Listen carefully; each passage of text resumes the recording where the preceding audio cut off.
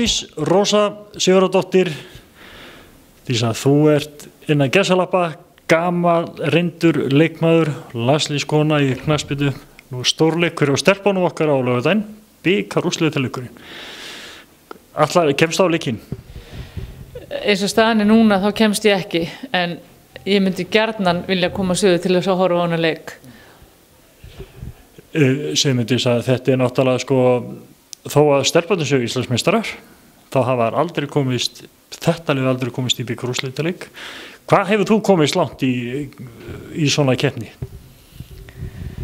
Ef að mér minnir rétt að þá spiluðum við 1989 úrslitaleik í bikarnum við Skagan og þannig að það er náttúrulega kannski ekki alveg sama umgjörð og alveg sama uppsetning var ekki eins og þetta er núna, en samt þrátt fyrir það þá komumst við í þennan bikarúrslitaleik 1989 og þannig að það er svona svipað leikur og þetta er í dag, nema þetta var bara öðru vísi. Samt sem áður úrslitaleikur? Já, þetta var úrslitaleikur. Við spilum við Dalvík og unnum þær og svo spilum við FH, unnum þær og svo er nú bara gaman svona að setja þetta í samhengi að þetta er Þór Káa í dag, að þá spilum við undan úrslitaleikin við Káa og unnum þann leik og þar að leiðandi var þetta náttúrulega bikarúrslitaleikur, þetta var náttúrulega úrslitaleikur, bara einn úrslitaleikur. En þótt langt sér lífi, Dísa, þá náttúrulega hefur samt sem áður örugglega verið töluvert svona, ákveð spennustig og annað sem við fyllt þessu, þannig að þú þekkir hvernig er að vera að fara í svona leik. Já, það er þó aðstæðurnar akkurat á þessum tíma að ég var nú nýkomin úr barneignarleyfi og þegar að úrslitaleikurinn fór fram. Þannig að ég satt á bekknum og sem var auðvitað bara gaman, en maður þurfti samt að undirbúa sig og auðvitað kannski vonast maður til þess að fá að komast inn á þó að ég hefði átt bara 10 vikum á undan. Þannig ég þurfti að undirbúa mig og taka þátt í undirbúningnum með stelpunum og setja okkur ákveðin mörk og svona skipulagi sem við þurftum að ákveða, þannig að maður þurfti að undirbúa sig undir einmitt svona loka leik og sem eitthvað sem maður vissi, annarkvæmt urðu við bikarmeistarar eða ekki.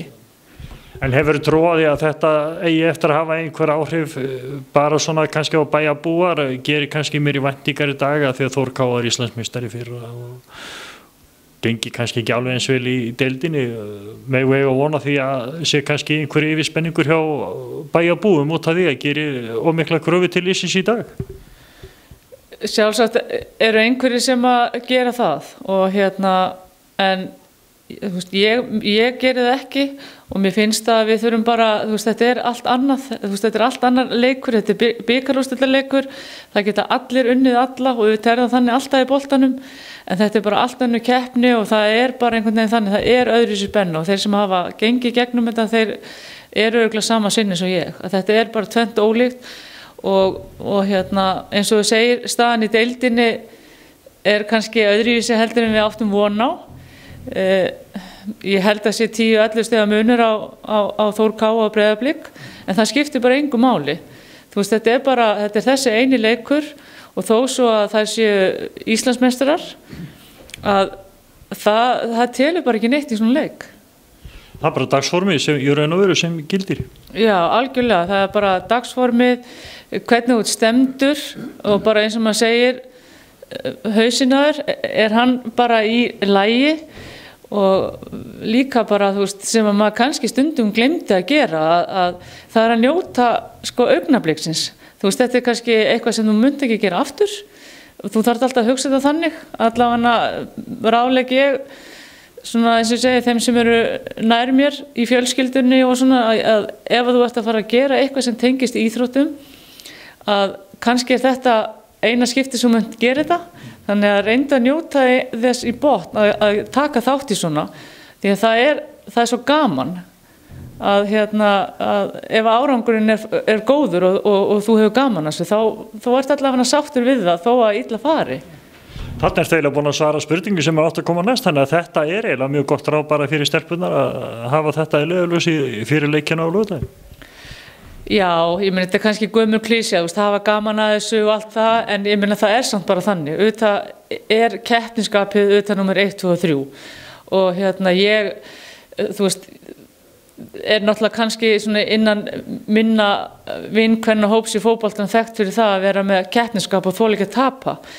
Og auðvitað er það með alla sem eru í íþróttum, auðvitað vilja vinna, en maður þarf samt aðeins að svona losa vegna þess að ef maður gerir það ekki, að þá held ég að maður geti mitt farið í þessa yfirspennu og þá gengur mann oft bara miklu, miklu verr. Og bara að það að vera glaður inn á vellinum og hafa gaman að þessu, það hjálpar manni oft ótrúlega mikið. Er þetta ekki bara líka það sem að við áhorfendur og stuðningsmenn þurfum að hafa bara að leiðarljósi? Jú, það er nefnilega, ég skemmti mér alveg ótrúlega mikið á leikjum, því miður kemst ég ekkert á marga leiki, en þá leiki sem ég fer á, að stökkva upp í stúkunni og fagna þegar að vera að skora mörk og þegar að gengur vel, það gefur mér til dæmis alveg ótrúlega mikið og mér finnst áhorfendur verða að gera meira af þessu, að gleðjast og fagna með stelpunum og alveg strákunum líka því, ég finn náttúrulega líka á leiki þar að það skiptir rosalega miklu máli og það smitast út af öllin. Og bara eins og gerist í síðasta leiknum hjá stelpunum fyrir þeir og Íslandsmeistara, það er rúmlega 1000 manns í stúkunni, þannig að það var gaman og þetta er eitthvað sem við þurfum bara að heimfæra á leikinn á laugardaginn. Já, ég held nú kannski ég ætti ekkert eftir að upplifa það á þessum leik að mér fannst ég svona hálfpartinn vera þáttakandi í þessu og það er kannski svona leiðilegt en kannski ekki leiðilegt að mér fannst maður vera að fá einhvern árangur. Við gömlu fótboltastelpurnar sem vorum búin að berjast í þessu og unnum ekki titla en vorum samt alltaf að berjast í þessu, að ég var svo stolt af stelpunum þá, það var svo gaman og mann fannst maður allt í henni bara að vera komin mörg ára aftur í tíman að fá að upplifa gleðina þeirra. Það var svo gaman að sjá þær gleðjast og þannig að ég get kannski upplýst að núna að maður felldi tár fyrir þeirra hönd, mér finnst það alveg frábært og vonandi verður þetta aftur þannig á laugardaginn að þær fá þennan titil. En þannig að það er svona þín sín svona sem, svona gömul og reynd íþróttamanniska að það leggi bara upp með gleðina á vopni og það mun kannski skil okkur bara lengra heldur en okkur óra fyrir. Já, utan náttúrulega gleði og hafa gaman að þessu, gerir ekki það sem við endilega þurfum að gera inn á vellinum. Það er náttúrulega að vera skipulagðar og standa saman, hvetja hver aðra og en vera svona svolítið áræðnar og og ég veit að að þær ekkert að hugsa þannig þessar stelpur. Þetta eru frábæra fótboltastelpur, búin að ná sér í rosalega mikla reynslu. Auðvitað inn á milli eru ungar stelpur sem eru kannski ekki með eins mikla reynslu en að hafa trú á sjálfum sér. Ekki að hugsa þetta þannig að við verðum að reyna að vinna. Alltaf ganga út frá því að maður sé að fara að vinna. Og ef maður hefur trúna og maður er búin að ákveða það fyrirfram og ímynda sér að maður sé að fara að taka við bikarnum, það getur alveg hjálpað. Og trúin flytur fjöll. Nákvæmlega, það er alveg rétt. En því sem verður ekki að hvetja alla Akureyringa til þess að standa nú þétt á baki þessu liði sem að samanstendur að bæði Þór og Káa og er sannarlega okkar allar að mæta á völlin og kostar lítið sem ekkert að fara í sættafríkinu með 5.000 krónur fram og tilbaka og 1.000 krónur inn. Þetta er peningu sem að enginn þarf að sjá eftir. Jú, að sjálfsögðu. Ég er upptökin í vinnu á laugardaginn en ég er ennþá að reyna að fá mig lausa vegna sem ég langar virkilega að sjá hennar leik af því að ég hef trú að ég er vinna hennar leik og þá langar mig að upplifa það áður maður kannski verður ennþá eldri að fagna með stelpum úr Þór og Káa verða Íslandsmeistarar og svo bikarmeistarar. Þannig að sjálfsögðu allir að reyna að fara á hana leik og bara hvet alla sem að eiga bara kost á því að fara. Þetta er svo gaman að taka þátt í þessu. Dísa, ég segi bara ef að atvinnureikandinn horfa á viðtalið þá bara hvetja hann til þess að gefa þér lausa eða þá að setja stóra skjá á vinnustanna þannig getur fylgst með. Já, ég mun alveg horfa á leikinn í sjónvarpinu, það alveg á hreinu og við höfum nú verið aðeins að tala okkur saman við gömlu fótboltastelpurnar, Jórunn og Inga Huld og Sigga Páls og alla sem vorum saman í boltanum. Við erum með sameiginlega Facebook síðu og Binna Smára og Tóta systir og það allavega Inga Huld og Jórunn og Binna og Sigga alla búin að segjast alla fara, þannig að við erum sjálfsagt flestar úr gamla félaginu eða gamla meistaraflokksliðinu að reyna að fara, þannig að þetta verður ekkert nema bara gleði og skemmtilegt.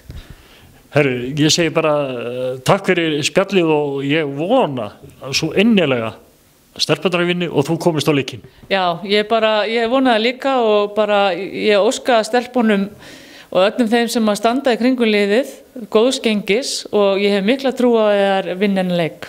Áfram Þór Káa. Dísa, takk fyrir og gangið þér vel. Já, takk.